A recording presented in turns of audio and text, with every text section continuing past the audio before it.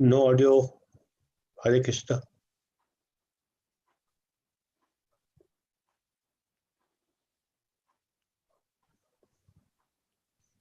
Hare Krishna, Hare Krishna.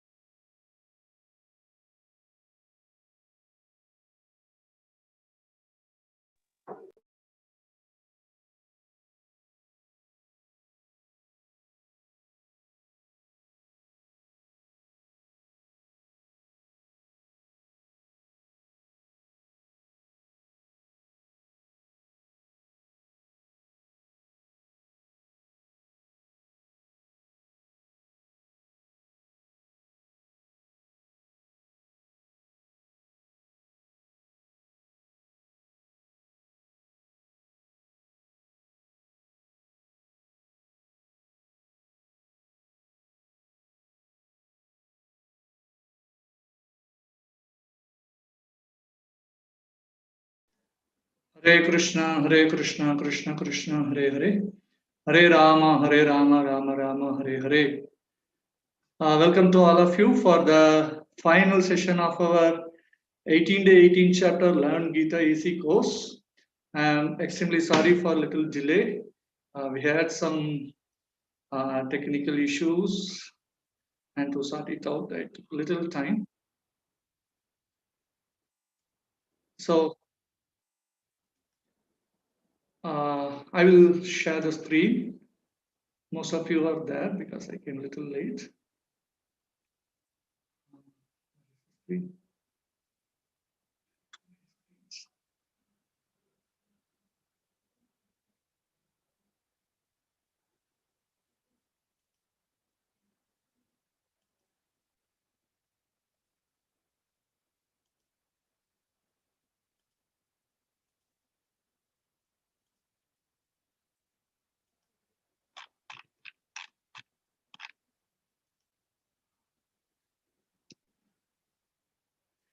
I hope you are all seeing the screen proper, the 18th chapter. Somebody can raise your hands. Yes, thank you very much, Harshit, Jagannath Rao, Garu.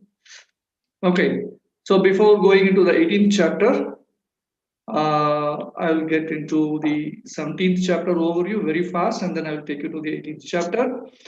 In the 17th chapter, we had 3 sections. Oh, somebody else is speaking.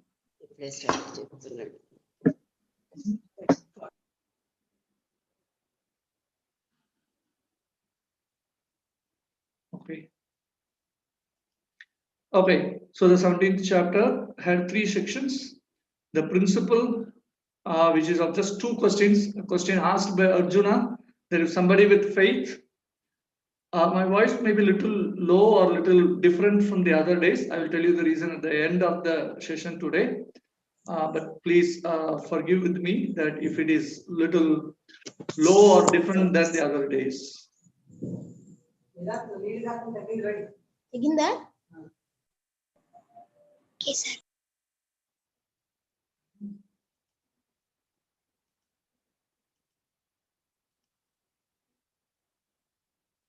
Participants. Okay.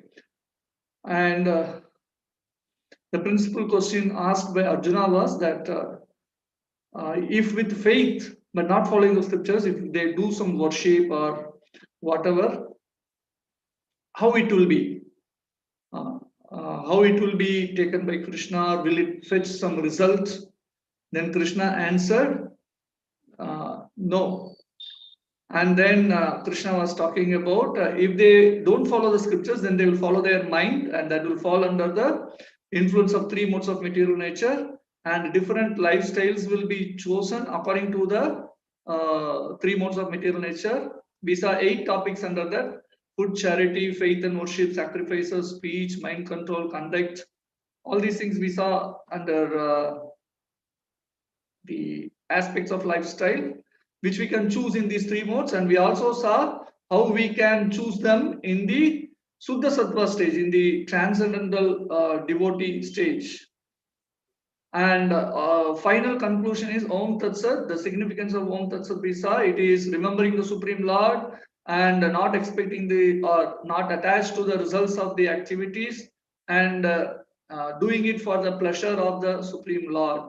So this is the significance of Om Tat Sat. So the consciousness is very important, why I do and what I do. It's not the per se activity. So if you see, the instructions in Bhagavad Gita are almost over in 17th chapter. But again, Arjuna asked a frequently asked question, and so Krishna summarized both Karma and Jnana Yoga once again in the 18th chapter. Krishna is a very good presenter. He is a very expert presenter. That means in the 2nd chapter, Krishna summarized the whole thing, what he is going to say in the whole of Bhagavad Gita. Means what he is going to speak to Arjuna. Then Arjuna asked questions, and then Krishna expanded those points which he said in the 2nd chapter. And then Krishna gave so much importance to one particular aspect of it, that is called Bhakti Yoga, in the middle 6 chapters, chapters 7 to 12. And then he explained some more knowledge from 13 to 17, which we finished yesterday. And again, in this, Arjuna is asking a question and then Krishna is answering for that. So what is important in the 18th chapter? Right? So Krishna gives his Param Vacha, supreme advice. One should take up Bhakti Yoga. And the most essential spiritual practice is outlined in every chapter of Bhagavad Gita. As I said earlier also, that in every chapter, some or the other portion of Bhakti Yoga is mentioned. But in the middle chapter, it is predominantly and explicitly mentioned. But in every other chapter also, some or the other portions of Bhakti Yoga is mentioned. So this whole conversation between Krishna and Arjuna revolved around Bhakti Yoga and developing one's personal relationship with God is stressed out. Means it's given more importance, and we will be seeing that today also, right? So this is what Krishna is presenting as a summary of karma and jnana yoga in the first section. And again, Krishna is talking about the modes of material nature. That is the second section. And then the third section is ideal worker, how one has to do their work. And then how one can develop their relationship with Krishna, love of Godhead. And then what is the end result by learning Bhagavad Gita or by teaching Bhagavad Gita, what results we will get. That's the last verse of Bhagavad Gita. So that is the Falastuti, we can say. We'll be seeing that today. Okay, so let us get into the first section. Okay. So I may be drinking some water in between. My throat is not completely okay today. Please excuse me.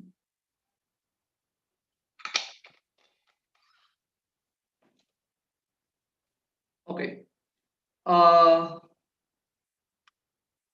The summary of Karma and Jnana Yoga, that is this first section. We have 3 topics to cover in this. This is again the question of Arjuna, which is better, and renunciation or tyaga, or Karma Yoga or Jnana Yoga. So again, Krishna gives his final opinion. And the third point we are discussing in this first section is who is responsible for the action. Any activity we perform that attract karmic reaction, right? And it implicates us in a web of worldly complexity. And sometimes we may feel that it is safer to give up our work so that we will not get reaction. No action, no reaction. That is a very simple equation we may think of. But Krishna disagrees with that. He reiterates that activity is not bad per se. So then we may wonder, what is that? You are only saying that when you do an action, you get a reaction. And then if you get reaction, it may be either good or bad, but for both you have to get another path. So action is bad per se. But Krishna is saying that it is not. Then what is more important? Krishna is saying that the attitude or the consciousness with which we do our action. So the root of entanglement is the materialistic mentality with which we act, thinking ourselves the controller and enjoyer. You may find it a little difficult to understand what I am trying to convey, but I will give you one example which will be easily understood. A military man is working in the border and he has been in a very tense area like the Indo-China border. We had a lot of tensions recently, and all in a sudden the commander made everyone alert, and then he commanded fire, and then he took the guns given to him and then he entered into the opponent's area, and then he just fired like anything, and then he fired at least 100 men would have been dead by his firing, and he successfully come back to the tent. Generally that doesn't happen, very rare, but he was so expert and so what we can say eager in his service. So he came back to our tent successfully. And then when the war is over and everything, so he was hailed for his wonderful activity. But if you see our Indian Penal Code, this is Indian law which governs every activity in India. They call it as IPC, Indian Penal Code. It says that if somebody kills a person, then the maximum punishment for a person is death sentence, right? So now there is a debate in that, but still that is there. It is not, completely removed out of that. Okay. So the point is, so he has killed 100 people. So he has to given the maximum punishment. Will it be that way? No. Rather, he will be given a Paramveer Chakra or something, very great award to him. In this, the Indian Penal Code is not acting, rather than a reward is given to him. So what is the point over here? He was not doing for his own pleasure or sense gratification. He was doing it on the order of the higher official of Indian Army. So he was doing for the purpose of his service. So that is not taken into killing of people or murder. So the Indian Penal Code does not act in, rather he was rewarded. And that is all over. So he got some vacation. He came back to his house. And then one day what happened, there was some issue with the neighboring house person in the land, because that neighboring land person occupied little portion of his land, and he said, no, my land comes up to this, and they got tussle, and he is a military man, so he just gave a big slap, and that guy unfortunately died. So now the military law or the Indian Penal Code will not think, oh, anyhow you have killed 100 and this one 101, so no problem, you will be given one more reward. Will that work that way? No. Here he will be punished for his murder of a person. And why? Because there he killed 100 people, but a reward was given, but here he killed only one person, but the bigger punishment was given to him. Because he did that for his own sense gratification. So the attitude or the consciousness with which he acted, that attracts the action and reaction. It is not the action per se attracts the reaction. In one thing, he was not getting a reaction, rather he gets a higher award, that as like, we go to the spiritual world by our activities. So the action per se is not bad. With what consciousness, with what attitude we are doing an action is very, very important. If our activities are to please the Supreme Lord, then our activities are considered as supreme activity. Right? And that is how we have to evolve. That is what Gita is teaching us. So let us see, these things in 3 different sections. Arjuna's doubt, whether sannyasa is better. I wish to understand the purpose of renunciation and of the renounced order of life. 2 things, sannyasa and tyaga. Sannyasa is renounced order of life, and tyaga is renunciation. So sannyasa means one give up one's activity also, materially motivated activities also one give up.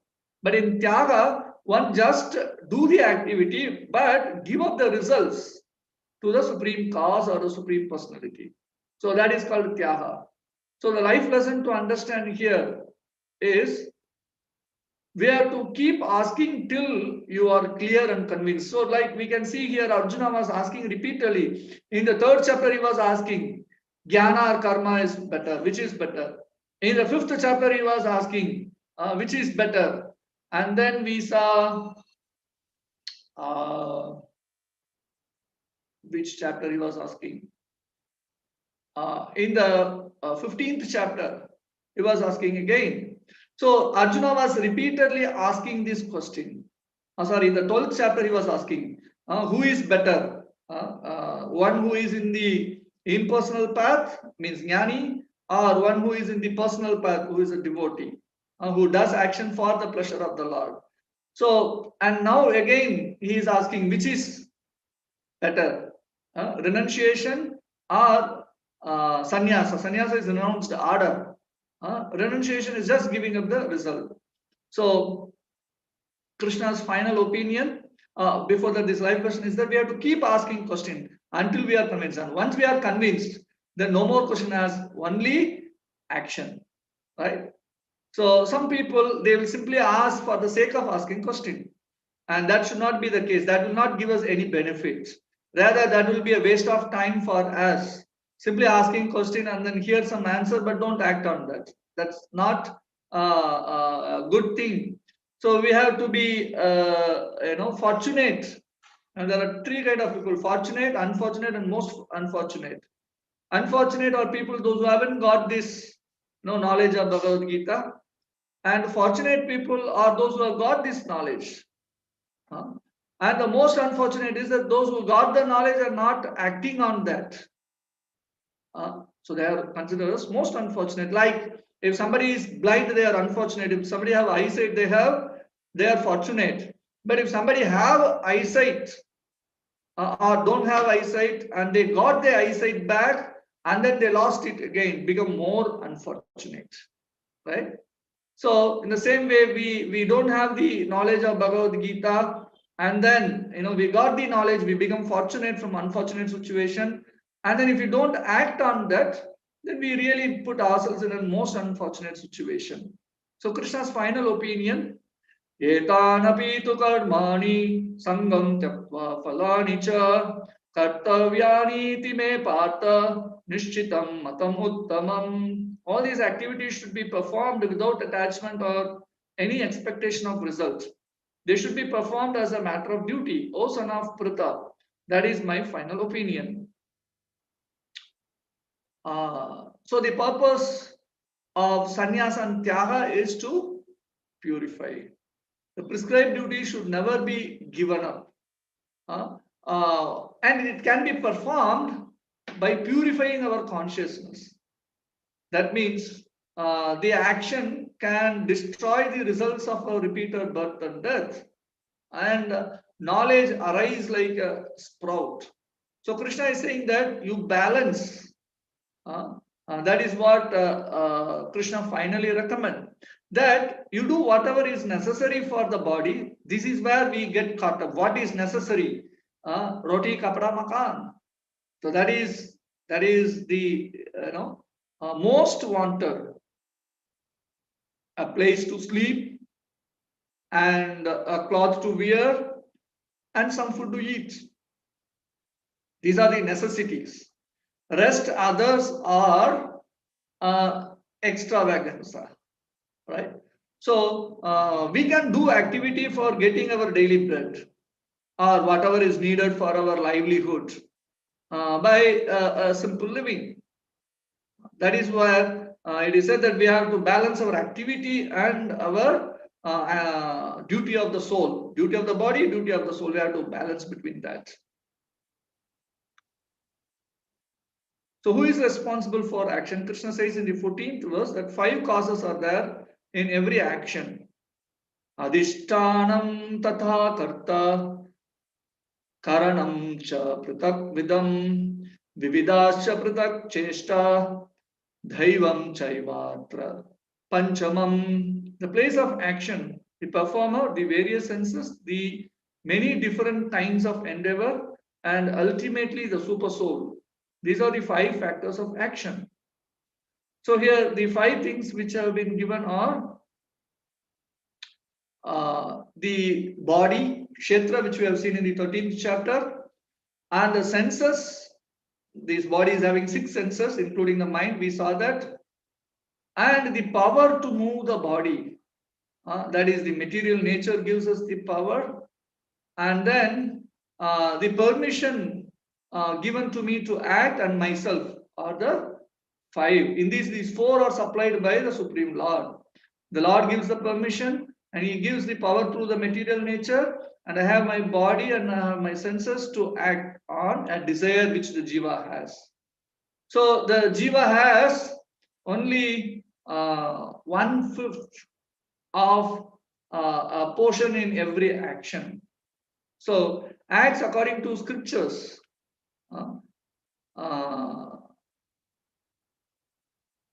and the acts sometimes against it will meet the good and bad reactions in different bodies which we occur.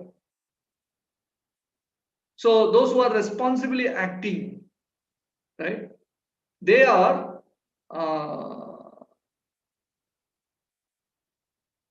given with good opportunity to prosper more in spiritual. Responsible means what? One acts according to the scriptural injunctions. They take responsibility for their activity and then consider that the reactions are because of my own activities, it's not by someone else. And the activity is sprouting from my desire. And although there are other four factors, but it sprouts from my desire. So my consciousness has to be changed. That is what one take responsibility. So the life lesson here is that blind are we if we can't see the other factors of accomplishment of action. Right? So we have to understand another life lesson that I am not even one. I am not a whole person to make an action happen. I am just 1/5. So let me not become too proud of my achievements. Also, not too depressed on my failures. Actually, these two happens. That is our problem.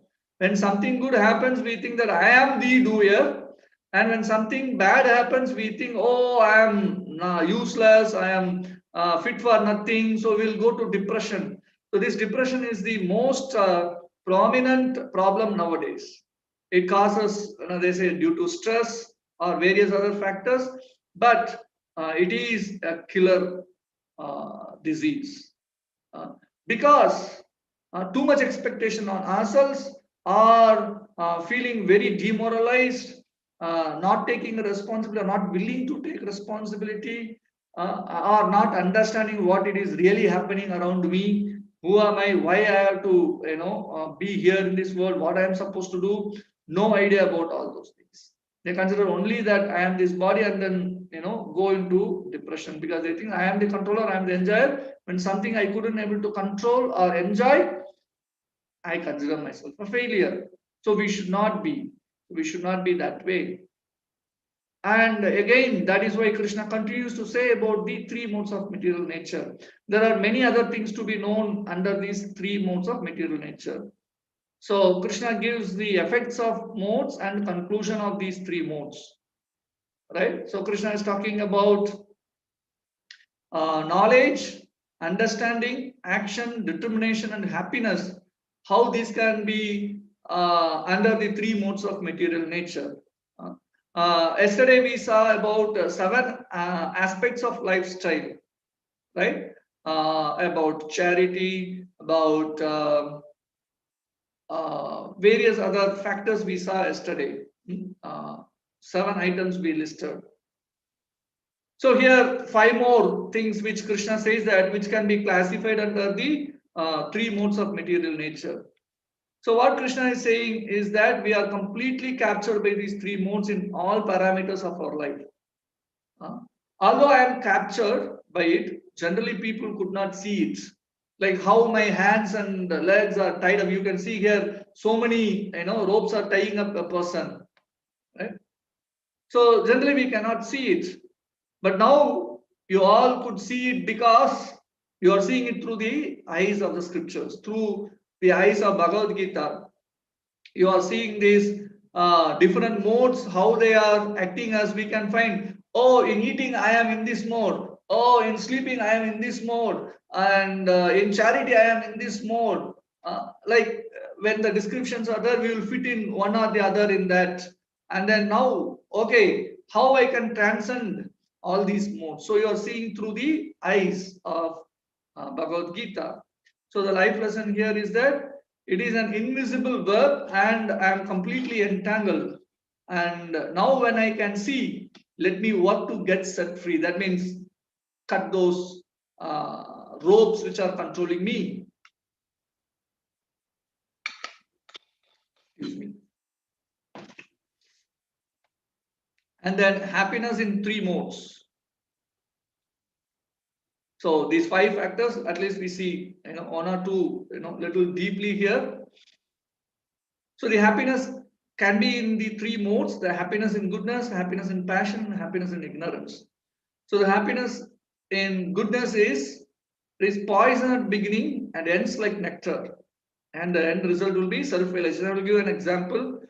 Say for example, we had our practical section on the 13th day. That means after 12 sections are over, we had a practical section on 13th day, and we kept it at morning 6 a.m. right? And only 50% of our participants attended, little less than 50% of today's attendance. But some of them said that I find it difficult because this is not the time I wake up. I wake up later in the day. So the point is, it may be a little difficult initially, and we may find it bitter. Oh, I went to this Gita course and they told me to come for a 6 o'clock session. So I start from 5 o'clock, keeping alarm and then snooze, and then wake up suddenly. Oh, I have to get up 5:55 and then get ready fast and then come and sit for the session. So we will be having another practical section tomorrow morning. So that's why I gave this example here. So it may be initially we find it little difficult to come. We may feel bitter, but it ends like a nectar. At the end of the session, devotees shared their. I asked only a couple of comments, feedback, because I had another session at 6:30 for some other batch of devotees. So, but still the feedback is that they feel very, very good. It is, very nectarian, and it leads us towards self-realization. So that's a happiness in mode of goodness, and also in above. Sometimes for the yoga classes, although it is not in the pure goodness, what we did is on pure goodness.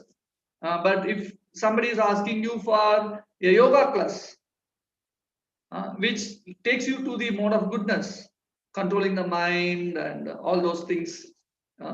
So even in that, they will ask you to come early in the morning, and then we have to wake up and we will find it difficult. But we will have a controlled mind and we will be progressing towards self-realization. So that is on mode of goodness. And then passion, nectar at first, but it is poison at end. In the initial time, we will be feeling very, very happy to do that. But over a period of time, we feel that we will end up in a lot of problems. We are addicted to that, like association with women or sense gratification activities like Facebook. Initially, I have heard from many college boys that they are very fascinated by these gadgets and the different apps, and they keep browsing. They lose 2 hours, 3 hours, 5 hours over the whole night, and then they will find that they are losing marks in their scores in their college. So it becomes a poison at the end. Nectar at first and poison at the end. So it arises from sense gratification. And ignorance is out of illusion. It arises from sleep, laziness, and illusion. Like somebody in the initial period, one may think that, oh, smoking may give me some solace to the heart. I am very depressed. Okay, let me, smoke or go to liquor shop or take some drugs. And in the beginning also it is poison, and end also it is poison. So that is happiness in ignorance. So the life lesson to learn here is that our search for happiness, that is what we are looking for. Our search, our first section, first lesson in the first chapter of Bhagavad Gita, we start with what we are searching for. We are searching for happiness. So let us not forget to check whether it is long lasting. We are looking for unending, eternal happiness, and it is beneficial and conducive for our spiritual life. So that is how our happiness should be. So if we act in the mode of pure sattva, that is transcendental mode, beyond these three modes, then our happiness will be long lasting and beneficial. So in the conclusion, Krishna says, Natat asti pritivyam va divi deveshu va puna sattvam prakriti jair muktam yat ebhi siyatrabir gunai. There is no being existing either here or among the demigods in the higher planetary systems which is freed from these three modes born of material nature. So here Krishna is saying that no one is free from these three modes, even the demigods. But Krishna is giving the secret formula how we can get free of the three modes. Excuse me. So Krishna is talking in the next session about an ideal worker, which is under these three modes, but to transcend.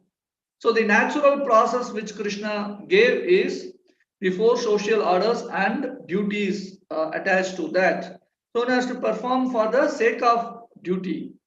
And what is the perfection we can achieve through work, and how we can attain the supreme. These are the three topics in this third section we are going to see. The first section is the four social order and duties, four varna and ashrama system. Okay.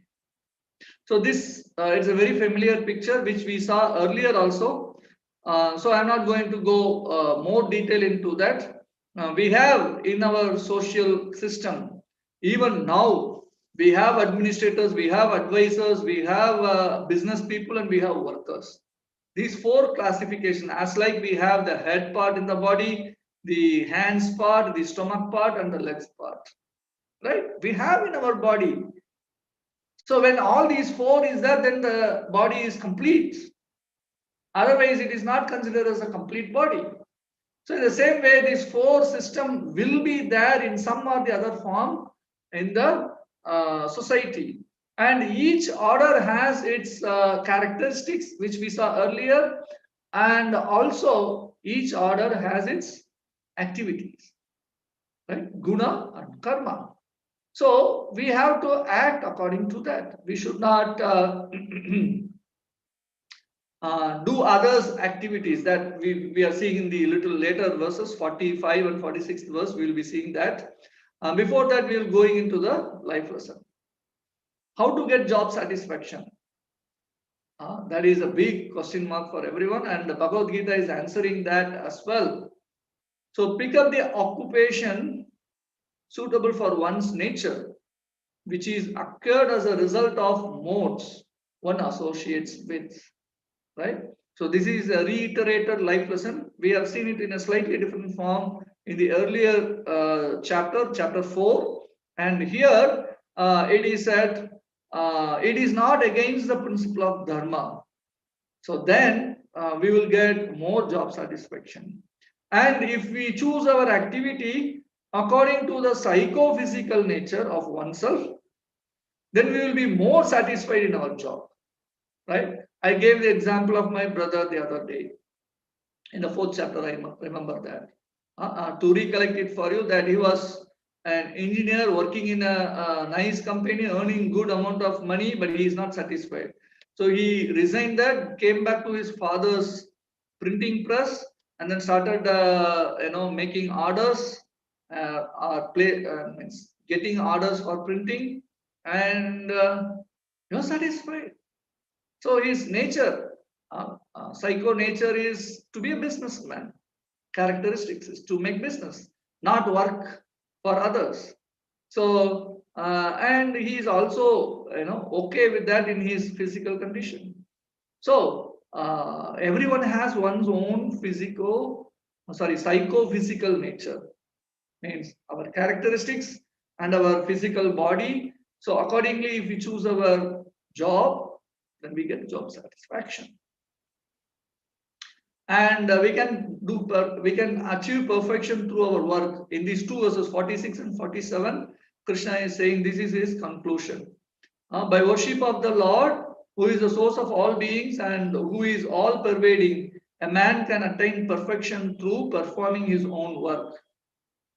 So by performing our own work, and also along with that, by worshipping of the Lord, who is the source of all beings, who is all pervading, then one achieve perfection through one's own work. So we are all doing our work. Only thing is that we have to add Krishna to our life and give importance to serving Krishna.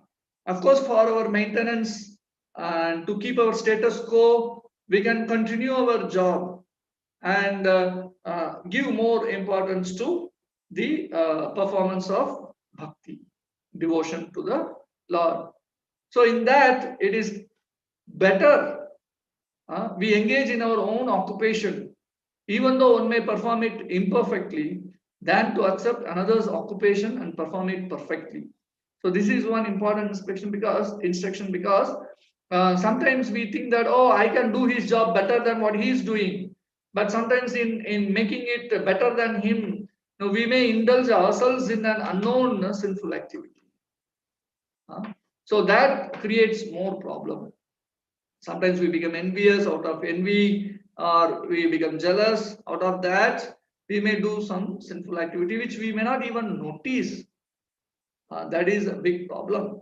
So better we don't endeavor in doing others' activity, rather we perform our own activity. Right? So the life lesson here is that we are all born original and unique. Don't try to become anyone's copy. Like I can do his better than his or something like that. It's not required. We can do in our own psychophysical nature, our own duty in a better and original way. So then we are coming to the last point of this third section. The conclusion is that only by bhakti one can understand me. Bhaktya mam abhijanati avanyascha tattvata tato mam tattvato gyatva vishate tatanantaram. One can understand me as I am, as the Supreme Personality of Godhead, only by the devotional service. And when one is in full consciousness of me by such devotion, he can enter into the kingdom of God. So here Krishna is giving his conclusion that one can understand the Supreme Lord by devotion.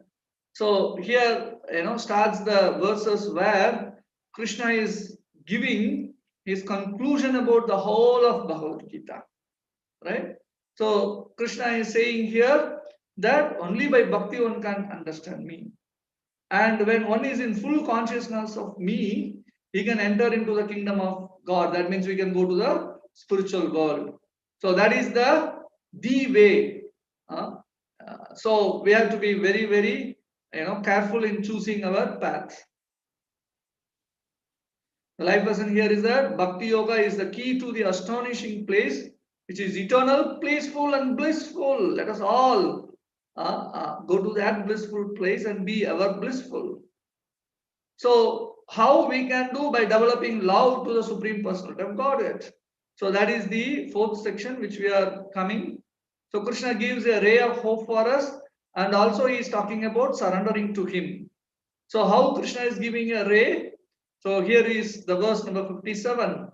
Chetasa sarva karmani mai sanyasya matpada buddhi yogam upashritya Madchitta sadatam bhava. In all activities, just depend upon me and work always under my protection. In such devotional service, be fully conscious of me. Right? So here you can see the picture, how someone is doing puja, thinking of Krishna, cleaning the floor of the temple and thinking of Krishna, cutting the vegetables and thinking of Krishna, while cooking or washing the vessels, thinking of Krishna, and while honoring prasad, right? So we can remember Krishna. We can mold our life in this way, right? How we can wash our clothes and we can think that, oh, this cloth I will be using it for the worship of the Lord, or while doing service to the Lord. and so it should be clean. So we wash in that consciousness, and then we clean the floor. Oh, this is the place of my Lord, and he comes out and visits his people. People come to see him, so I should keep it clean. So in that consciousness, we should make it clean. Either it is our house or the temple. We have to make our house a temple every day. And then while cooking, oh, I'm cooking for my Lord to eat. So that is the consciousness. And while eating, oh, this is the remnants of my Lord, and this is very, very nectarian. And with that consciousness, we honor, nicely, and relishing it. So in this way, in our everyday activity, we can think of Krishna. That is what it is. In all activities, just depend upon me. So here we are cooking, we are washing, we are cleaning, we are doing arati, we are eating, what not? But everything in conscious of Krishna. That is the most practical way. So we have to follow, depending on Krishna, following the principles of Bhagavad Gita, under the guidance of a bona fide guru, and perform acts while remembering Krishna. So we can do our activities while performing our activities. But only thing we have to remember Krishna. So the Lord is very, very kind to such a devotee who follows all these things. That means depending on Krishna, following the principles given in Bhagavad Gita, and we take shelter of a bona fide guru, and we are trying to remember Krishna in all our activity. Then Krishna will relieve us from all anxiety towards maintaining oneself and maintaining oneself in this material world. Krishna relieves us from all anxieties. And Krishna is most intimate friend. He looks after his friend's comfort, gives him himself to his friend, who is devoted to him 24/7, right? So the duty towards the body is not contrary to the duty towards soul. So we can see here that if one can perform the duty of the body in line with the duty of the soul, then that does not become contrary. But if we do it for gratifying the senses of this body, then we have got all the other issues we have seen here.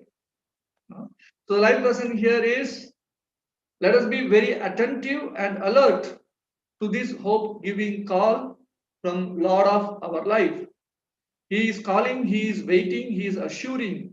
Let's respond, right? So if we disobey, then we will be lost. Here you can see in the picture, a person is just standing in the midst of the ocean and standing on an ice, right? How long he may think that, oh, I am standing firm, my surface is strong, but how long? It's a matter of time that it gets melted away, and then he will be, like in the top picture, he'll be immersed in the ocean of miseries. So we should not disobey the instructions of the Supreme Personality of God. Then otherwise we will be lost in this samsara sagara. Sagara means the ocean of the repeated cycle of birth, death, old age, and disease. Right?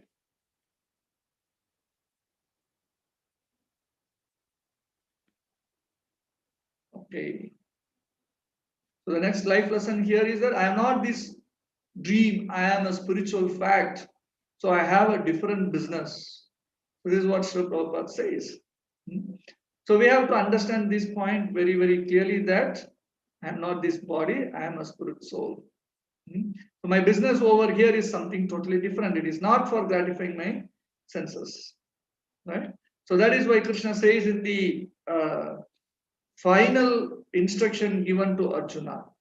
Right? What is the instruction he gave? Sarva dharman parityajya mamekam sharanam vraja ham tvam sarva papepyo mokshayishyami masuchaha. Abandon all varieties of religion and just surrender unto me. I shall deliver you from all sinful reactions. Do not fear. So here Krishna is saying that Abandon all varieties of religion. So the word is the closest word used here is religion, or the Sanskrit word used is dharma. So whatever dharma we may have our own dharma. So I am a doctor, I have a dharma. I am an engineer, I have a dharma. I am a politician, I have my own dharma. I am a judge, I have my dharma. So we may develop our own dharma, whatever we may. Here Krishna is saying that you just give up all those things. Then what Krishna is asking us? Mam ekam sharanam raja. Right? So you just surrender unto me alone. You know what I'm saying? If I don't follow the principles of Varnashrama system, is it not sinful? If I don't follow my dharma which I acquired by becoming the head of the family or the mother of the children or the wife of a husband or husband of a wife, whatever dharma I acquired, the responsibilities, is it not a problem or papa?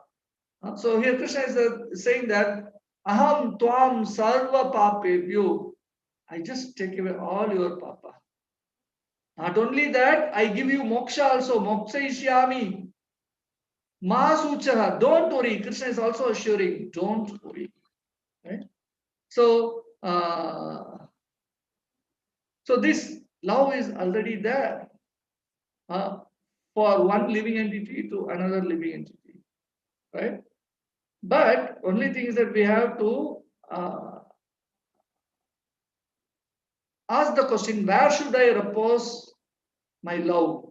Because we are reposing our love, or we are putting as an investment of our love on various things, and that object of our love leave us, or we leave the object of love. But if we deposit our love on Krishna, Krishna is eternal. So if we understand that we are the eternal soul, then our relationship with Krishna will be eternally present. And by understanding we are the spirit soul and also the servant of Krishna, then our relationship increases in its sweetness, and the happiness also increases. Right? Like an young boy and girl meet, there is a natural attraction. So he does not purchase that from a shopkeeper. Oh, give me some attraction for a girl. So no, it is not. That is naturally there. So in the same way, our attraction for the Supreme Lord is naturally there. Only thing is that we have to bring it out. So that bringing out is done by the process of Bhakti Yoga. That is done by the process of chanting and hearing. And our love will be revived. It is not that newly created, it will be revived. So the surrender process is surrender unto Krishna, transcendental peace we get, supreme and eternal abode we achieve, that is the end result, and free from sinful reaction. This is what Krishna assures in the Sarama Sloka. They say that it is a verse of surrender which Krishna gave to Arjuna as the last instruction of Bhagavad Gita. So the life lesson here is that Krishna will always protect us. It has minimum efforts. What the minimum effort we have to do? We have to chant the holy names. Hare Krishna, Krishna Krishna, Hare Hare. Hare Rama, Rama Rama, Hare Hare. In a proper way, and then engaged in all the activities in consciousness of Krishna. Right? And the servant of Krishna. So the end result, what is the end result?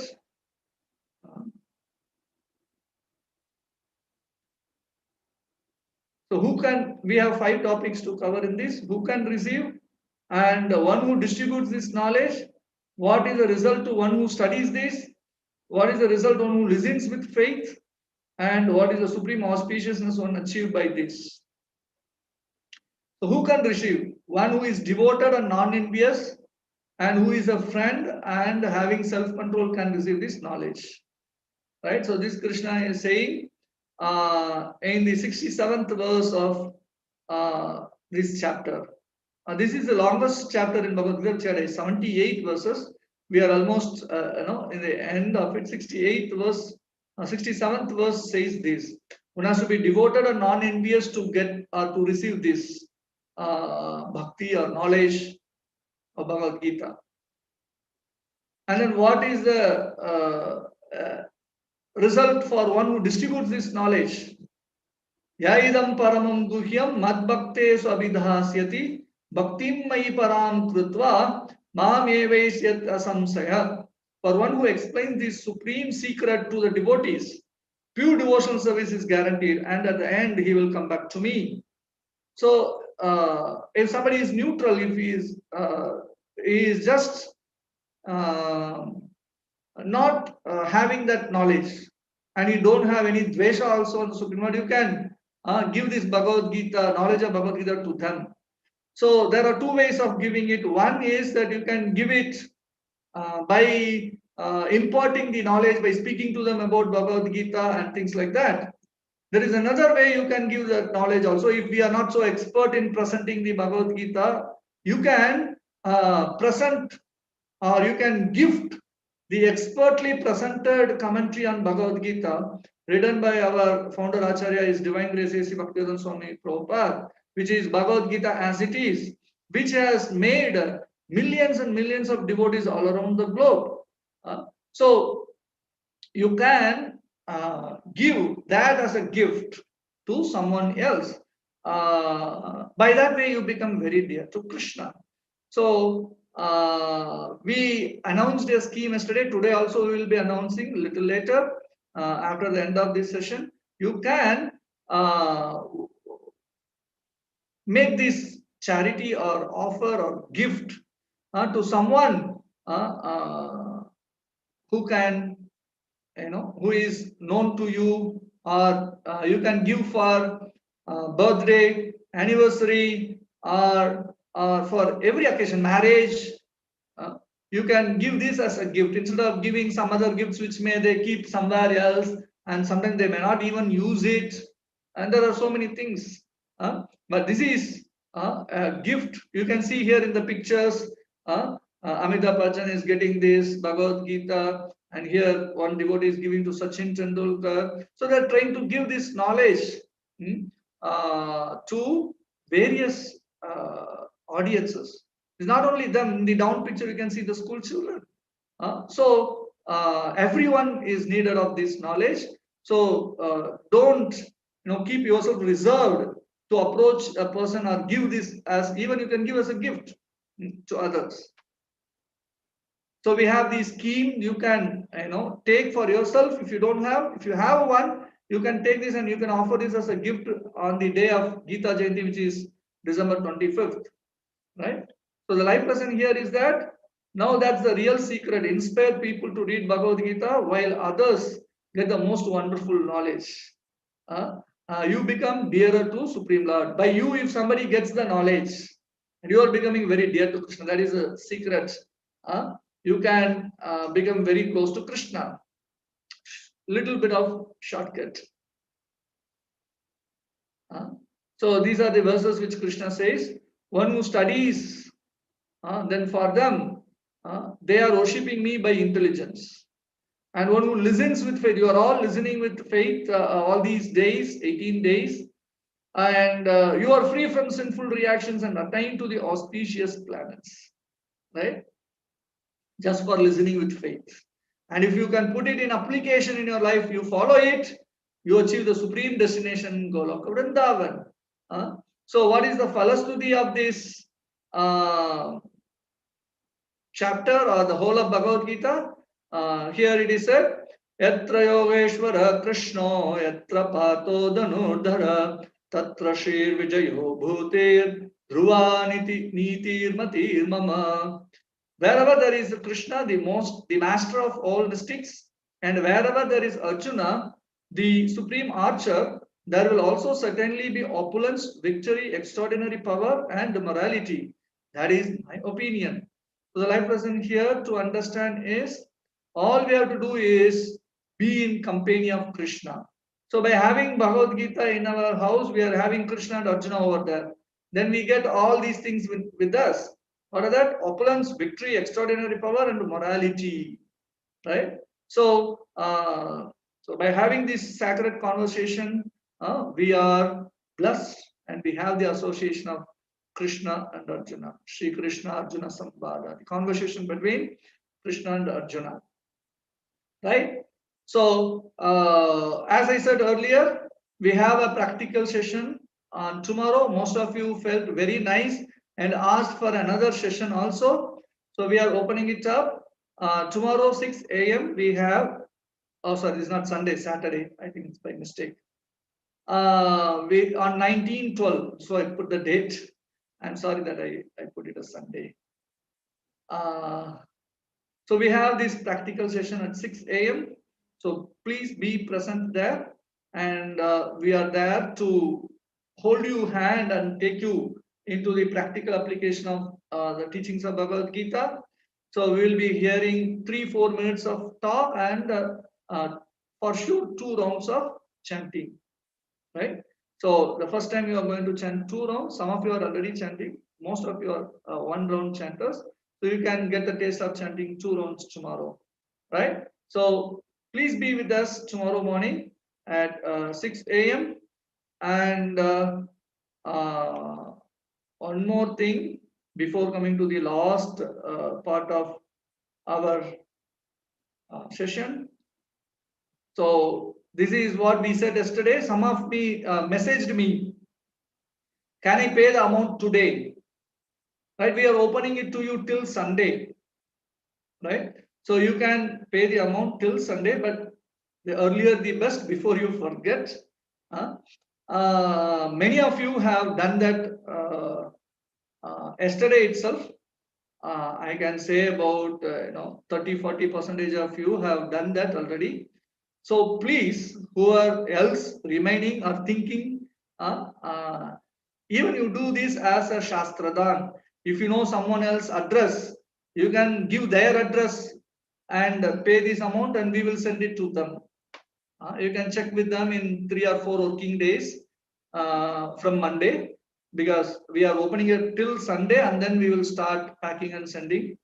And in 3 or 4 working days after that, it will reach them, unless or until it is in a too deeper village or something like that. It may take another 1 or 2 extra days, but generally it will reach in 3 or 4 working days. So you can give as a Shastra Dhan. Right, you are giving this Shastra as a Dhan to other. By that way, you get are becoming closer to Krishna, as we saw in the previous verses. So you take advantage of this costliest thing available to you in a cheaper way, but also in a very auspicious month of Gita Jayanti, which is coming on December 25th. And take it for yourself and for your near and dear ones. It is not necessarily you have to take only 1 pack of this. You can take as many as. And if you are eager that you don't know anyone, but you want us to give charity, or you want to give charity, you can donate us on this, and we can do that Shastradhan on your behalf. We'll put a seal on the front page of Bhagavad Gita. This is sponsored on Shastradhan, and then we will issue it free to some needy persons. That is another option. But it will be nice if you can personally give to someone. They will value it so much, and then they will take interest in this, and you will become the attractor of the mercy of Krishna. Okay. So, and the last point I would like to say is the contact. So this is the email ID jgdasa.jps@gmail.com. So you can write to me in this email ID, and I will reply you back at the earliest. And some of you, some or other, know my contact number also, and you can, write to me in this email ID. We can be in touch if you have any questions, any difficulty in your life, or even if you want to approach the nearby ISKCON, or whatever help you need in your progress in Krishna consciousness, or in your application of Krishna consciousness, or the teachings of Bhagavad Gita in your life, you can approach us. We are only meant for that service to you. And please be in touch. And with that, I say Hare Krishna to this last chapter, last day session. So I open it for question or any queries. I will open the unmute button and I open the chat. Please, if you have any question, and I close the share also. Just give me a sec.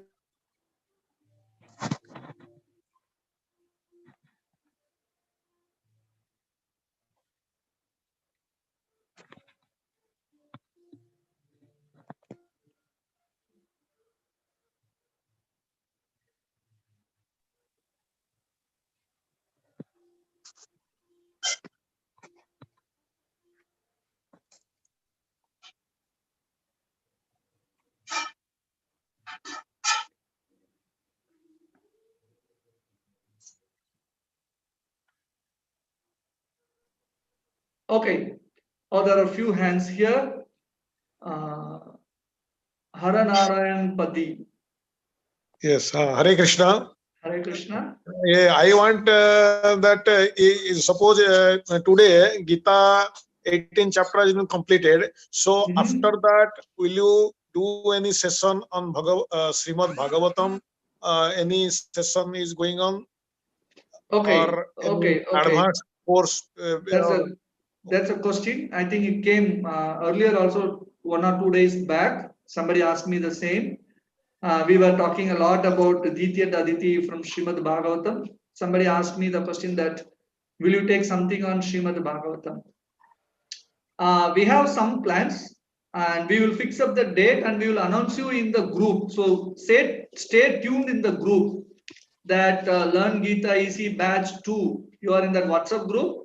Be there in the WhatsApp group and then we will let you know in few days time. We will fix up the date because we have other commitments also. So we will adjust the date, but that will not be everyday course. That will be weekly once course. And we will let you know, we will announce so that you can also be attending it in comfort.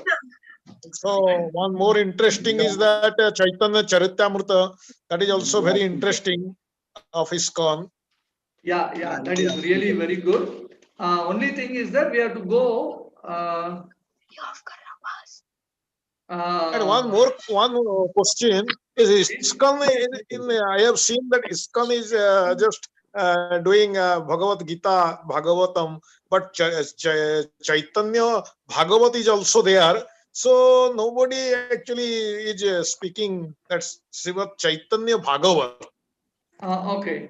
To answer your question, our Acharya Prabhupada says Bhagavad Gita is the UG,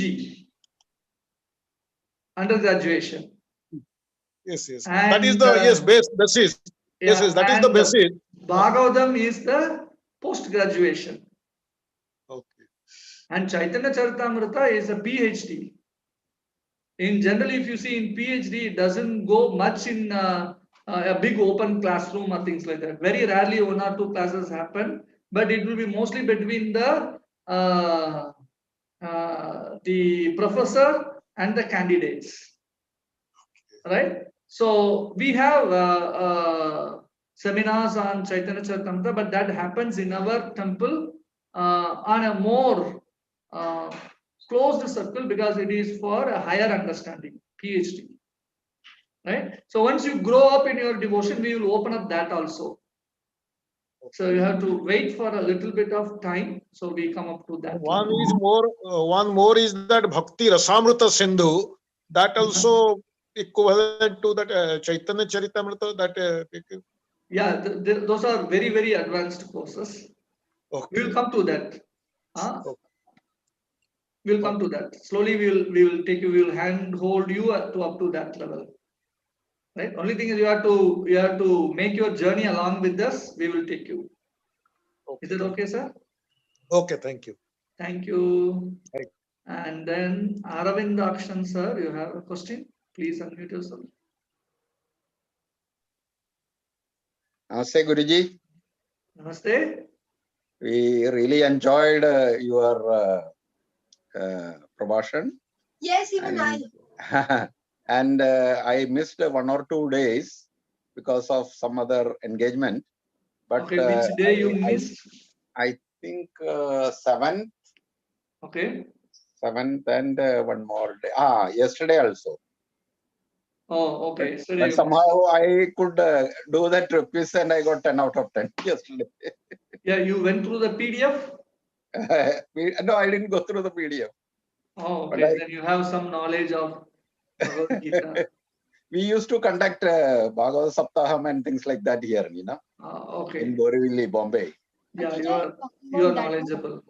Yeah, so I have some idea, but it's just You want to completing. know more, right? Yeah. And I will tell you. Yesterday you gave me your number. Yeah, my number is that. Yesterday you gave me, right? Yeah.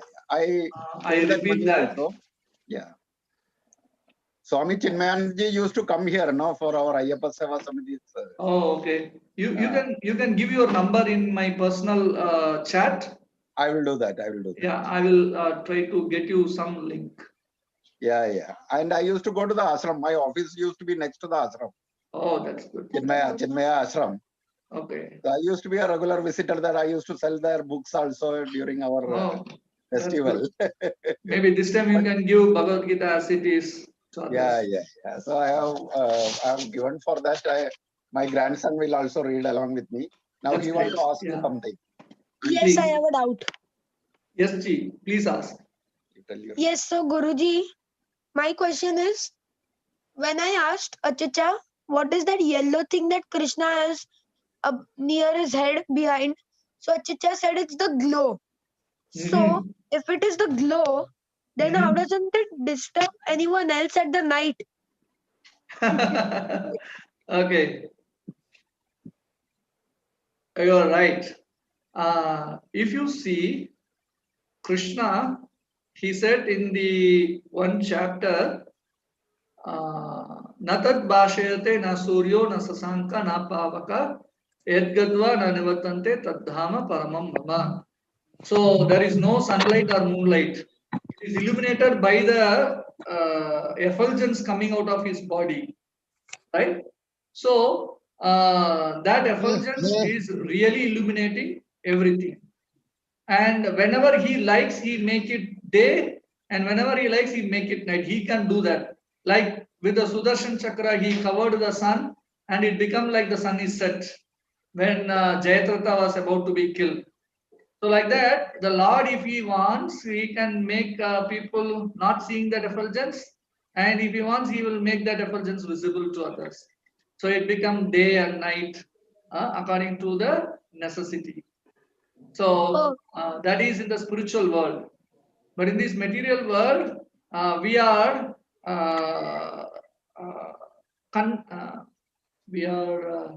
conditioned to this day and night through sun and moon. So that is what in this world now. Oh, thank you, Guruji. Thank you, Guruji, very much. We really enjoyed this 18 days. Especially me. Especially you. Oh, thank you. I forgot your name. Ansh Nair. Ansh Nair. Okay. Yeah. Thank you, Hare Krishna. And next is Diksha Mataji. Guruji, I asked this question before that what if I want to go with a spiritual knowledge after my 12th standard as a studies? So can you guide me with that? Sure. And you were also asking about what is that? Ayurveda, right? Yeah. And there are a lot of colleges about Ayurveda. You choose the top 10 colleges in Ayurveda, and there are many colleges. I don't know which place you said, I forgot. And you can choose the one closest to you. There are many nice universities. You have done that search? Yeah. You have done Yes. that search, right? Yeah. So you can look into that. Okay, Guruji. Yeah. So I also inquired. They said various universities. Now it is the point that you have to choose one from that. Right? So I prefer if you choose one in your own state or closer to your house, that will be easier for you. if they are better than others. Okay, Guruji. Yeah. And we will be giving you guidance. You can write to me in my personal mail ID, and I will put you in touch with the further studies of Bhakti Yoga. Okay, thank you, Guruji. Thank you.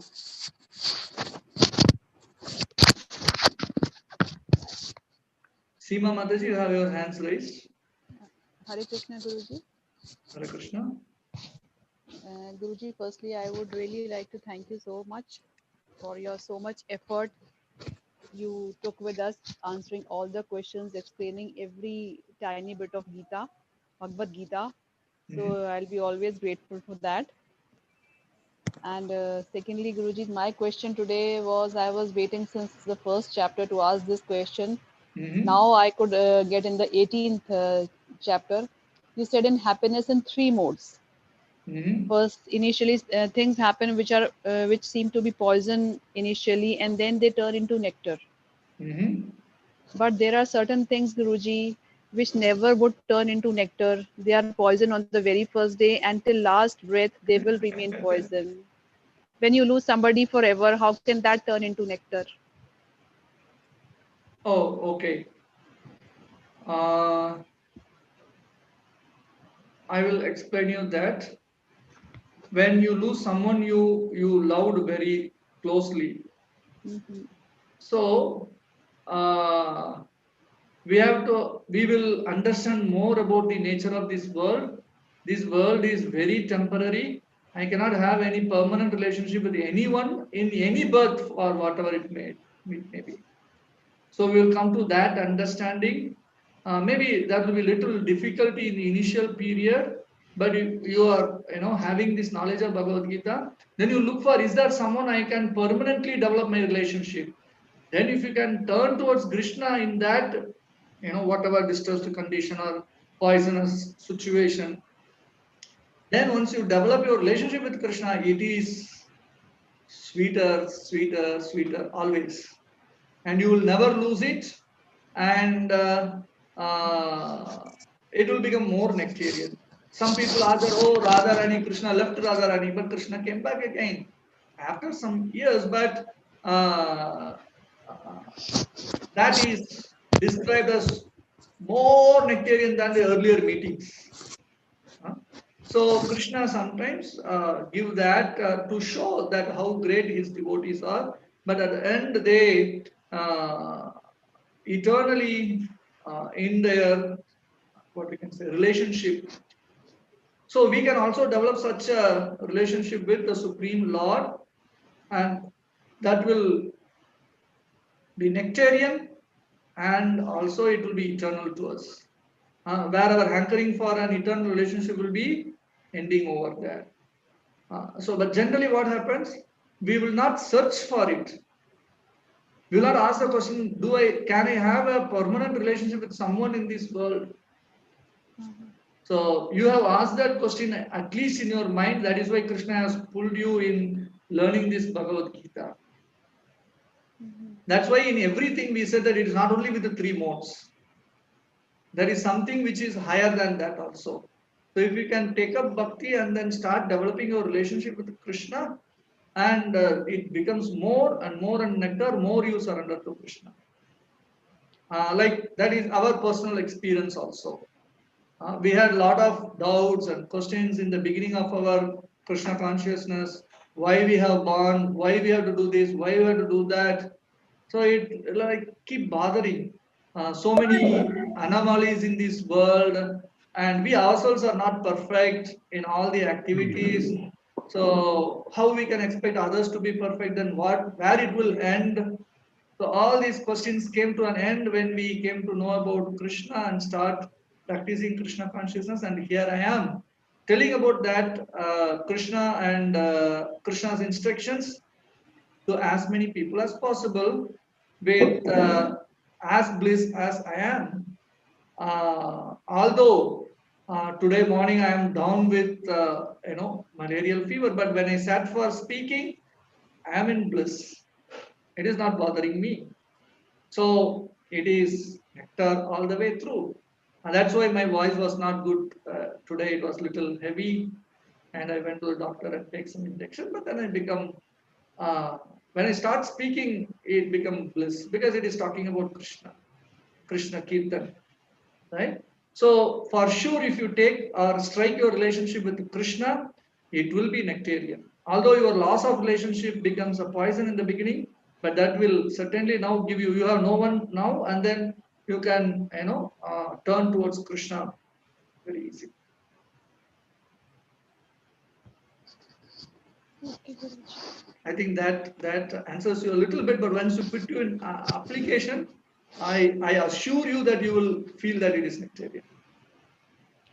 I've lost that relationship, Guruji. I told you earlier also.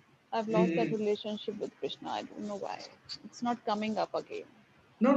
Don't worry about it. You keep doing it, you will get it. You will get it again. We have seen many devotees like that. For some reason or the other, they are near and dear ones leave the world, and they lose it for a momentary period or a temporary period, and devotees approach them with love and care, and they are coming back. So you can also come back. Don't worry about it. Um, what I can say. Recently, in this Corona period, one Mataji, she is, she don't know anything other than her husband, in the sense that he takes care of the family, everything. The maximum thing she knows is that she will go along with him shopping, buy whatever is needed for the home, and he takes care of everything else. And out of this corona, I don't know what they did. They haven't told anyone. Suddenly one day she admitted him in the hospital. The second day or the third day, he is gone. And she is also frustrated for a while like that. But all the devotees took her because she had no relatives in this city, Chennai. So devotees all took care in doing everything for her. And then she thought that, okay, this relationship is better than our blood relationship. And then she, brought back her revival in relationship with Krishna and his devotees. And now she is continuing with whatever she did earlier. So this is one example I am giving you.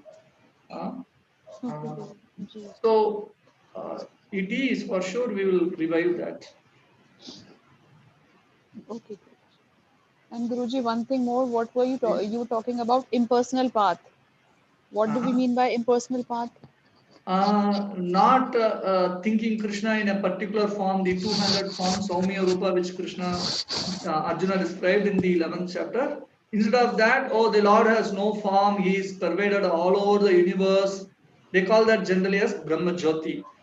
Right? Just thinking about that, which don't have any qualities, activities, or, form, whatever. So that path is generally very difficult, which Krishna said in the 12th chapter. Because we don't have a relationship there. But when with Krishna, he has a form, qualities, activities, so we can also relate with that and then develop our relationship with Krishna, either as a servant or as a friend or as a mother or father or as a lover, like the gopis and the Radharani, right? So in any one of the relationship, we can strike ourselves with Krishna. Hare Krishna, Guruji, Hare Krishna. Thank you, Guruji. Hare Krishna, Guruji. Hare Krishna. Thank you, Guruji. Hare Krishna. So, Rishdev, you have your question?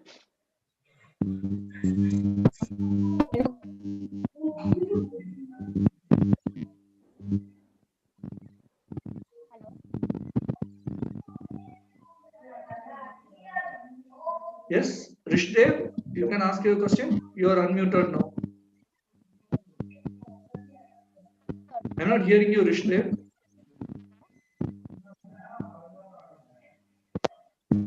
Hello, Guruji, can you hear my voice?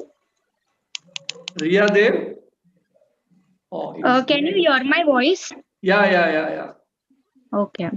Oh, it Hare is Krishna, Ria. Guruji. I was reading Rish all this day. I'm sorry. No, it's Riya Dave. Okay. So like I wanted to ask this from a long time because this is the story when I started disbelieving in Krishna, especially Krishna, because like it was a long time back in 2014. So I had a friend of mine who Mhm. believed in Krishna a lot. So Mhm. after knowing him from 1 or 2 years, so I Mhm. really admired that person, ke how religious that person is and how Mhm. he like supports every thought as a like I was just 19, 18, 19 when I met that person.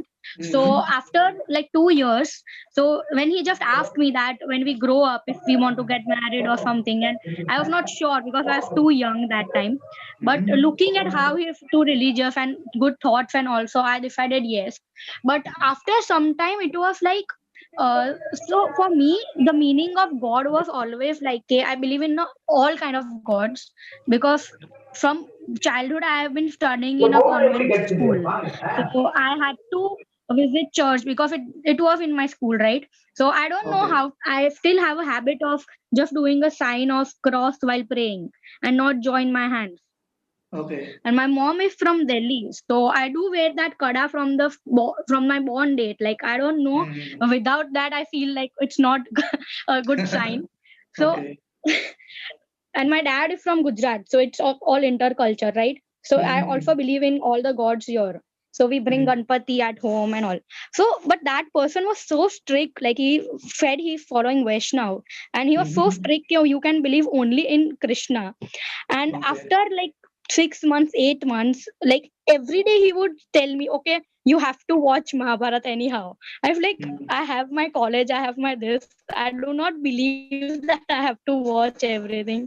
Then he'll send me Mhm. PDF of 150 pages of Krishna, that read this, that. I'm like, how is this so forceful? I do believe I do Janmashtami and all, but how can that be so forceful that you have to read this, you have to follow what that other person is following? Because I've never seen that at my place. Like my mom dad never did that thing. So after some time, it got like worse condition that he'll say, okay, like if we get married, you have to stop believing in any other god. You can't even think about any other god. I'm like, how is that possible? I'm born with something else. How can I leave something totally for somebody? Okay. And so he'll tell, okay, Krishna is saying me that this is bad. Okay, Krishna is saying me that you cannot think of Ganpati. I was like, how can God tell you, come and tell you, like you are not some Divya Shakti that God will just come and communicate with you, right? So it Mhm. was going so toxic that I started believing how can some God be like this? So he believed in that Srinathji form of Krishna. So Mhm. I even gifted that god to him once, and after some time it was becoming so forceful that you have to take Brahm Sabandha and you have to do this, you have to do that.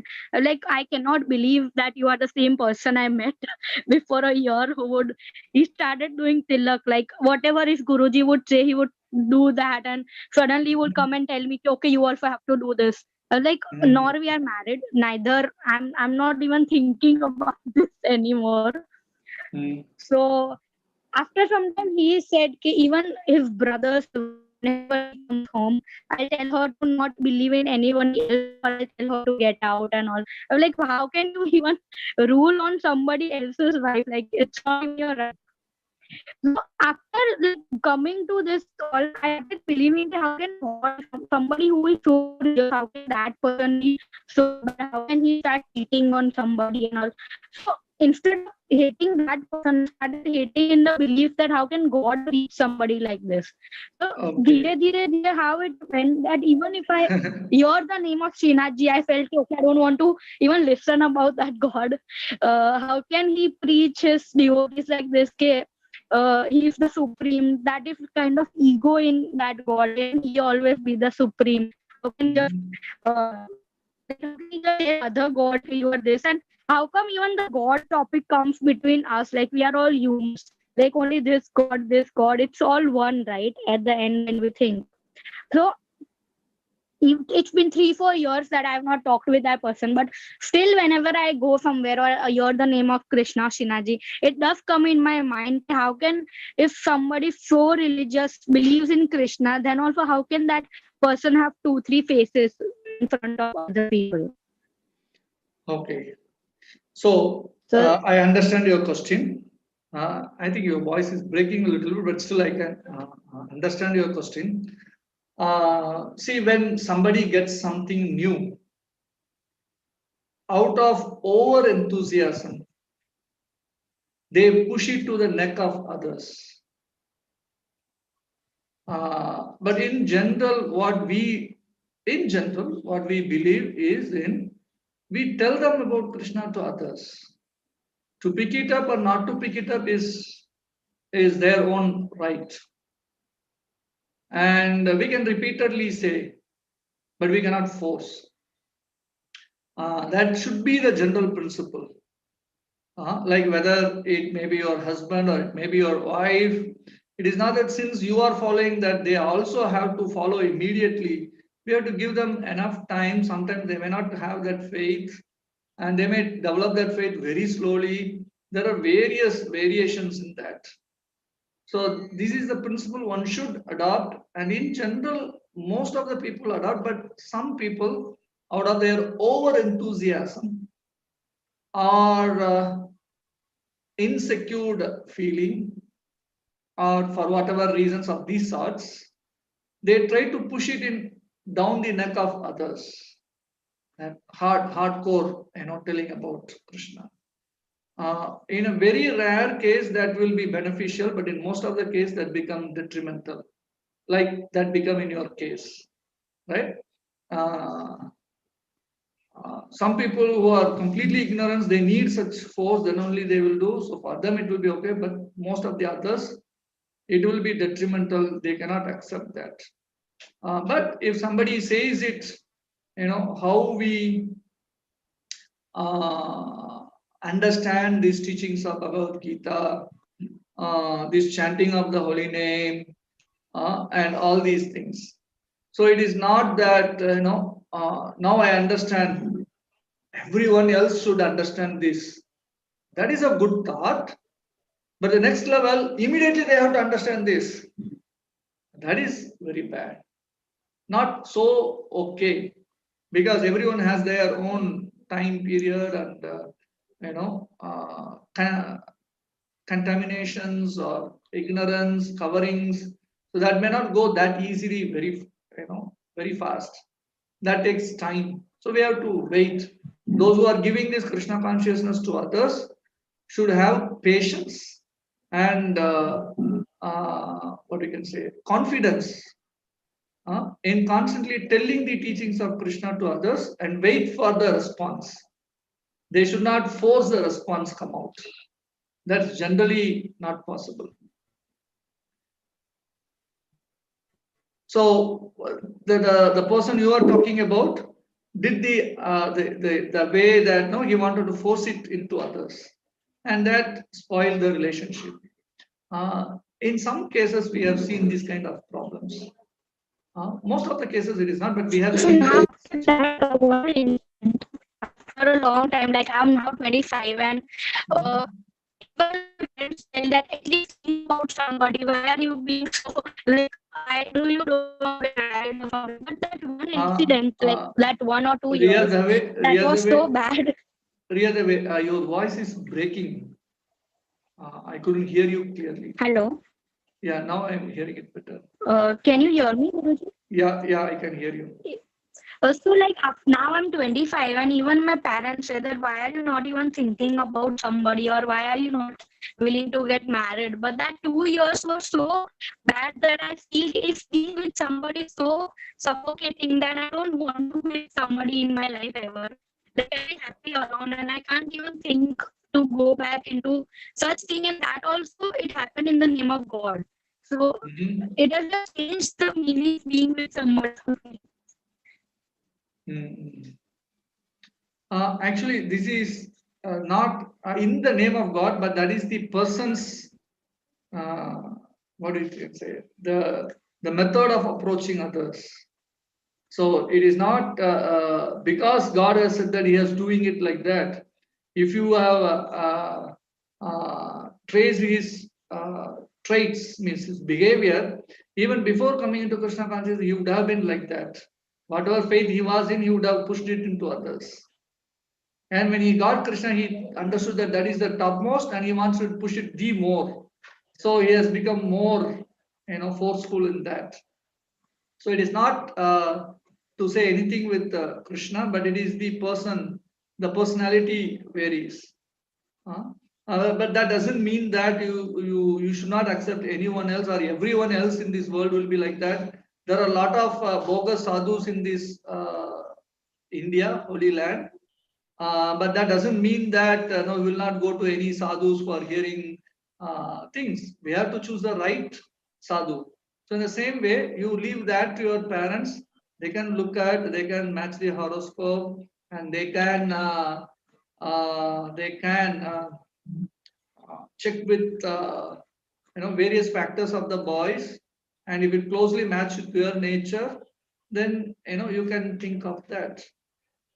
But I constantly blame that I was not able to recognize a person. Like that person was so nice but suddenly somebody can change so much in their life. So this can happen again. Like if it me who is not able to understand somebody, or I don't know what, that I cannot trust anybody in this world, not even that one person. It happened Anybody. 5 years. It happened 5 years before that. You are 18, 19. And that is not the age to discriminate and judge. That is why marriage were fixed by the parents who are at least 40 or at that time 45, 50, and they have more experience than the girl. Generally that happens. And they will choose it right. In general, there were cases where it failed also, but in general, if they are really loving their children, they will carefully, like in our town where I am from, they have the habit that the father or the relatives will go to the boy's side where he is working. They will talk to their colleagues, they will talk to their relatives, how this boy, what is he doing, what are his habits, and they will take a week or 50 days to analyze all these things. Then they will match the horoscope, then they will go further seeing the boy, and the boy will come and see the girl. So it's a process. So earlier we had that patience to undergo this process, and so most of the marriages went good, although there are some cases where it doesn't went good for various reasons, but in general it will go good. Majority of the cases. Because the whole family and the relatives will support that marriage, and then that will go nice. Even if there are some relationship issues, and they will work it out, they will talk on both the sides, and then they will try to bring it together, and they live for years and years together. Like we have seen our older age generation people, they live together for long years. But now we can see husband and wife living together for many years is becoming difficult, very difficult. That is not because of the person, but it is because of the both individuals and their natures, for various desires, for various reasons in that. So in your age, your age is to study or concentrate on whatever you have to learn, and you leave it to your parents, and they can do good for you. They are your well-wishers. Thank you, Guruji. Yeah.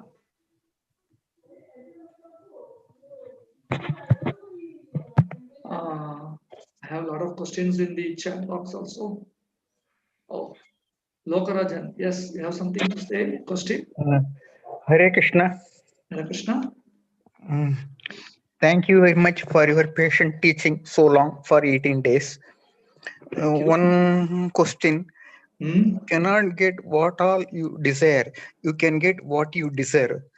This you have covered in any chapters. In which chapter we can cover this? Is it covering in Bhagavad Gita? Yeah. We talked about that. Something we desire. Say, for example, I want to become a millionaire or a billionaire. Right? But if I don't deserve that, that means I don't have enough credit for earning that much money. Yes. I may not get it. Mm. I may work so hard. I may start a business. It may come up to a millionaire, but I will not reach a billionaire. I may aspire for becoming a billionaire. Mm. I may not achieve that because I don't deserve that. It is covered in our chapter also. Any chapter? It is covered. It is covered. To recollect in which chapter it is. Chapter? Probably somewhere in the 14th, 15th chapters. 14th. 14 or 15. You can check. Thank you, sir. Thank you. Yeah. Thank you very much. Okay. Thank you very much. So I have. Yes, somebody is calling. Somebody is speaking. Yes, Chirag Rampa. Pranam Guruji, it's a fantastic journey of 18 days Bhagavad Gita course, and I am more enthusiastic towards it, as you explain in a tremendous way. So thank you, sir. Thank you very much. Chirag, you attended our earlier session also, is it not? Yes, sir. Yes, sir. Oh, so it is really grateful that you attended 2 sessions of Bhagavad Gita, which are almost the same. Only the speaker is different, right? Yes, sir. Yes, sir. I try to Navrupa learn more. also. Any questions? I also record that, and I will also listen to it after this course also. Oh, okay. I listen to you, and then I listen to the recording also of Navrupa sir. I recorded it. Oh, and now how I you will recorded listen it? to it. How you recorded that? OBS, sir. OBS Studio. OBS. Oh, that is possible, huh? Yes. Oh, you put your screen in OBS and you can record that. Yes, sir. Yes, sir. Oh, that's great. I've talked to you in WhatsApp. WhatsApp. I talked to a technician also. Okay. And I recommended also to him also that you can use it so that proper connection can be established between us and you. Yeah. It's a good way. You recorded these sessions also? Some sessions actually, not all sessions. Not all sessions. Maybe you can write to me personally what are all the sessions you have recorded. Due to some reason, some of our sessions were not recorded, so I can take from you if you have recorded it. Okay, sir. Okay. Sir. Thank you. You take my email ID, right? You can write in that. Yes, sir. I have screenshotted it. Okay, thank you. My father also there, Dr. Ashok Rampal. With the name, I could figure it out. Yes, he is also listening. You are also a doctor? No, sir. I am his son. I am in 12th class. Oh, you are in 12th class. That's great. You have great interest in attending these classes. Yes, sir. Very interesting. Very interesting. Thank you. Okay, I have some questions in the chat box. Oh, so many questions. I have to start from back.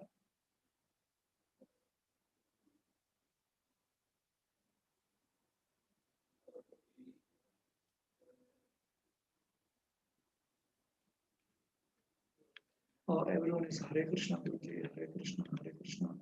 I need Gita book in Hindi. Ramba Kumari, you are there? Yes, sir. Yeah, you can send it in the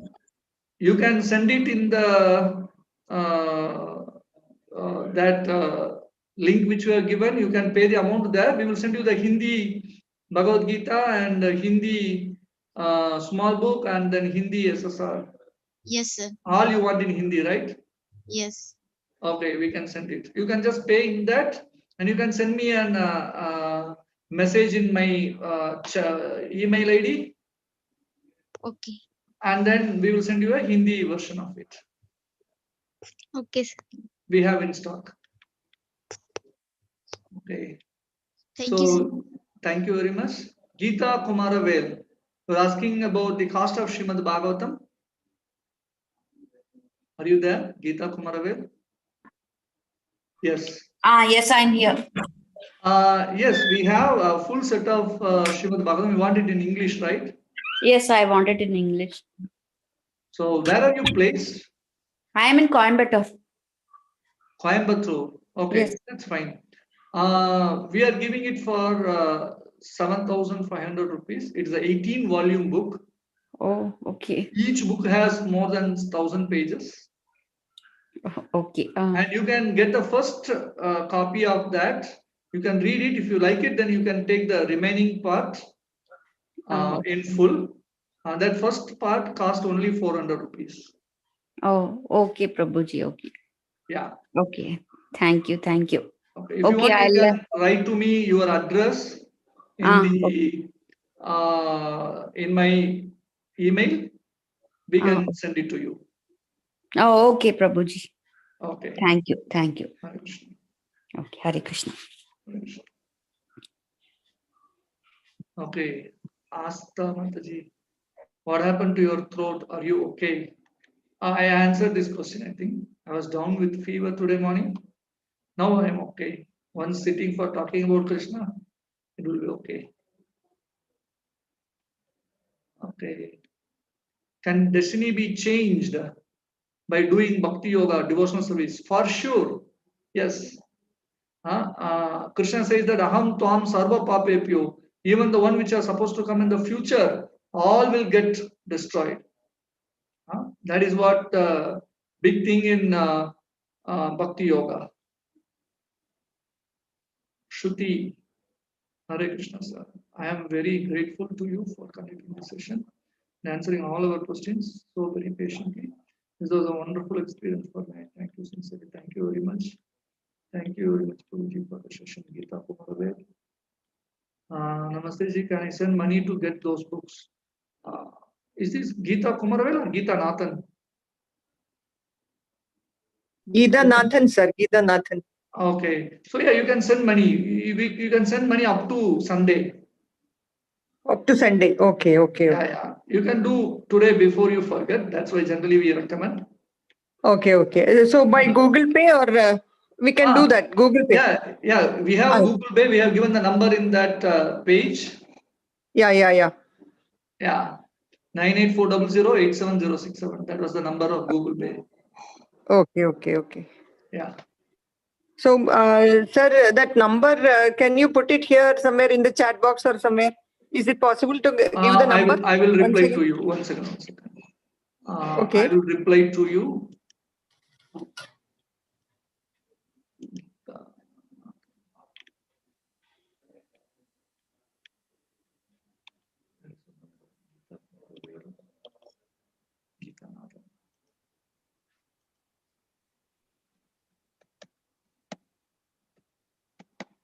Even otherwise, it is there in your chat box. Means in your WhatsApp message. I have written now. That is, okay, that is. This is a Google Pay number. Google Pay number. Okay. Yeah.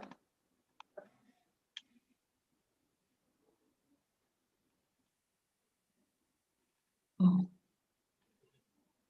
There are so many.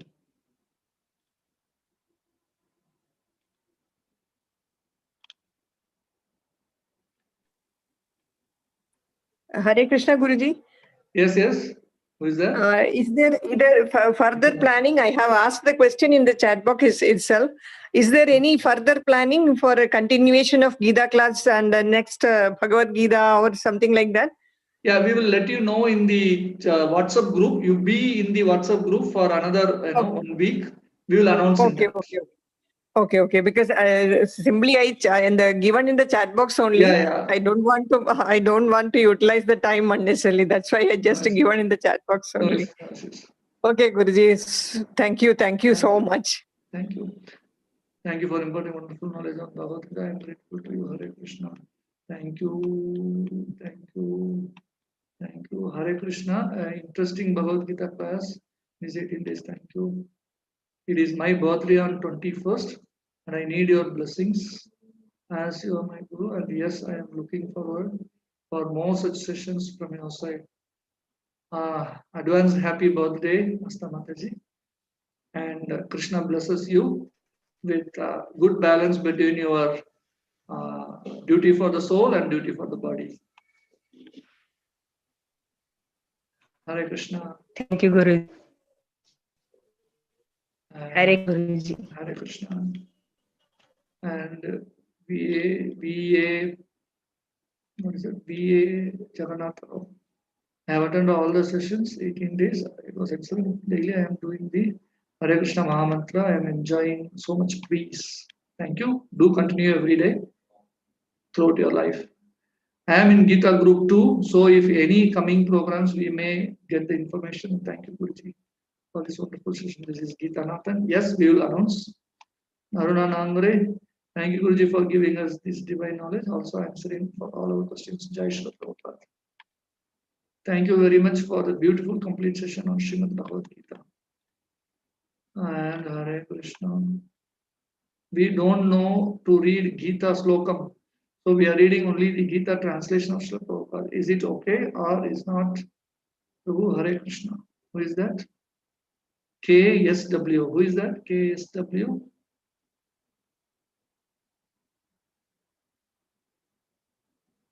I'm not seeing here. Oh, K. Sweta.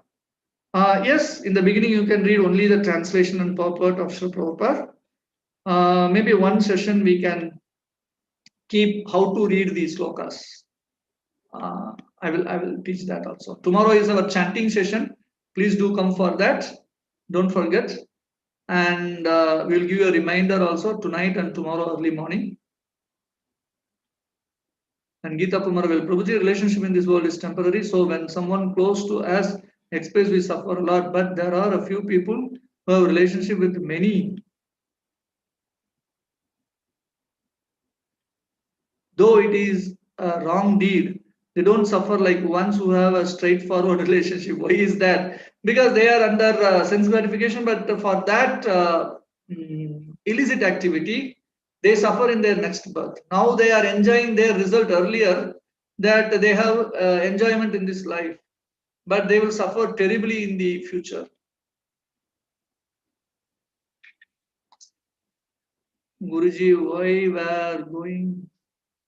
you are going to tell why your voice is little different today? I think I told, because I was down with the fever and then went to the doctor and then okay to speak now. And then very glad to be part of the beautiful sessions. It was very well rendered, a million thanks. Who is that? Sharma.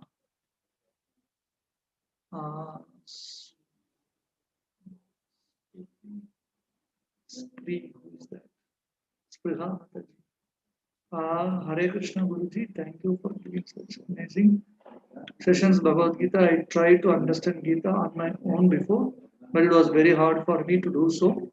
I am really grateful for this course and get well soon. Okay, I'm using cycle to reach my working place 20 kilometers one side. From yesterday I have started chanting over cycle. Now I can chant continuously for 50 minutes in the morning and 50 minutes in the evening. Is it good to chant over cycle or need to focus at one place? Who is that? Sandeep Dudha. I saw that name.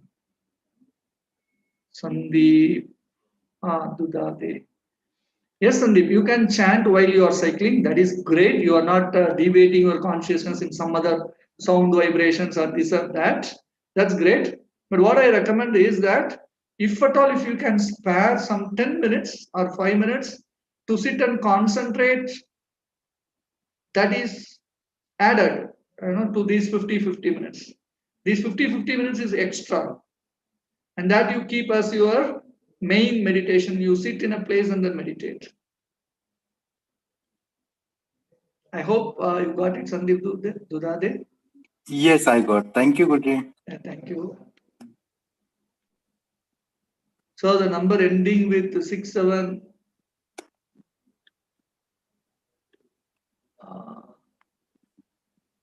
That is for what is that? GPay alone. Guruji, this chanting session will be on 6, but it will be 3 in Qatar. So is there any other way I can attend the session? Oh, Spriha Mataji. Really, I haven't thought of that. Because I thought for 6, most of them it will be an auspicious time. That's the beginning or the end of Brahma Muhurta, so I thought of that time. Uh, I don't know how to resolve that. Give me some time to think what I can do for you. Is there any other group is that I can join, make you join? Give me some time. And Revati, Hare Krishna Guruji, thank you so much, Guruji. Now I started chanting Mahamantra while cooking, before going to bed, before starting a work, when doing warm-up exercise. Thank you once again, Guruji. Oh yes, I am done. Oh, Aruna Nandare Mataji has a hands up. Yes, Mataji, you can speak. Hare Krishna Guruji. Hare Krishna. My question is that mm, I yeah. am showing hands for Sharada Mataji's child who is waving her hand. Okay. Yeah, please. Like if we give prasadam at home, after offering to Lord, and we chanting every day at home, so with the vibrations, with the consciousness of the people at home, will it change? Yes, it will change. I myself have personal experience with that. That my consciousness started changing with a very minimal offering. When I was working, our cook, we colleagues were staying together, and our cook don't cook without tasting or without putting whatever things which are not supposed to put in cooking. Sometimes it's the same vessel for others to put egg, and also same vessel to cook for everything vegetarian also. So I cannot offer that, and I used to offer one banana every day. So that's in the morning, and then I take that as prasadam. I give that to others also. At least I got my consciousness fixed and changed, and then I shifted to where more devotees are staying. From the colleagues gathering, I shifted to the devotees gathering. So my consciousness changed, and it come up to the point, yes, now I can change. So yes, the consciousness for sure it will change. Okay. And Guruji, if any question is there, we can WhatsApp you on this number. Your number. Yeah. Okay, Guruji. Thank you so much. Hare Krishna. Hare Krishna.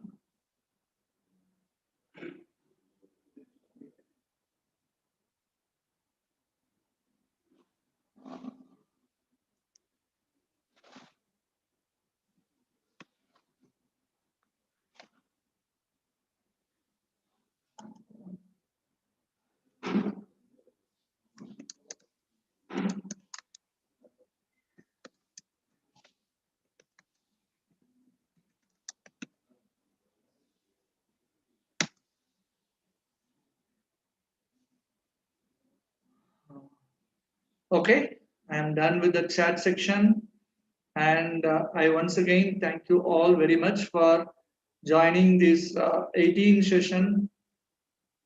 chapter Bhagavad Gita course, Learn Gita Easy, and I hope most of you will join us for the tomorrow practical session also, chanting the holy name. So see you then. Until Hare Krishna. Hare Krishna Guruji. Hare Krishna. Hare Krishna. Hare Krishna. Guruji. Hare Hare Krishna. Krishna. Hare Krishna. Hare Krishna. Hare Guruji. Sarada Mataji, is your son chanting? No, Guruji. I have What is his bring name? his practice. What is his His name? name is Trivikrama. Trivikrama. You have to chant the holy name also. It is very easy to chant. Chant every day. Is that okay? Hare Rama. Hare Krishna, Hare Krishna, Krishna Krishna, Hare Hare. Hare Rama, Rama Rama, Hare Hare. Right? Okay. Okay. Thank you. Okay, Guruji. Okay. Thank you, Guruji. Nice Hare sessions. Krishna. Thanks a lot. Hare Krishna. Hare Krishna. Thank you, Guruji. Joshi. Thank you. Hare Harshit, Krishna. you are chanting? Hare Hare Krishna. Harshit, are you chanting every day? Harshit? Hare Krishna Guruji. Hare Krishna, are you chanting every day? Yeah, sometimes I chant. Means I go yoga session morning, so Okay. I forgot to chant. Okay. Sometimes Sometimes I chant the Hare Krishna Mahamantra. Mahamantra. Okay. Yeah.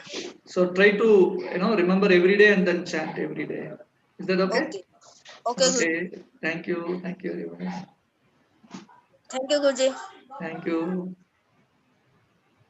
Hare Krishna. Hare Krishna, Guruji. Thank you, Guruji. Hare Krishna. Thank you. Hare Krishna Guruji Hare धन्यवाद Krishna. गुरुजी Hare बहुत Krishna. बहुत शुक्रिया धन्यवाद Siva Mataji, you are from Qatar? no sir guruji I'm from Meerut it's near to Delhi 90 Oh, you are kilometers from Meerut. from Oh, who was that saying from Qatar? I forgot that name. Delhi. Oh, somebody said I that don't they are know. from Qatar and they cannot attend tomorrow's session. No, I don't know, sir. Okay. Guruji, I am from Meerut. Okay, thank you. प्रणाम गुरुजी बहुत बहुत Pranam. धन्यवाद Good. Shukriya. Hare Krishna, Guruji. Hare Krishna.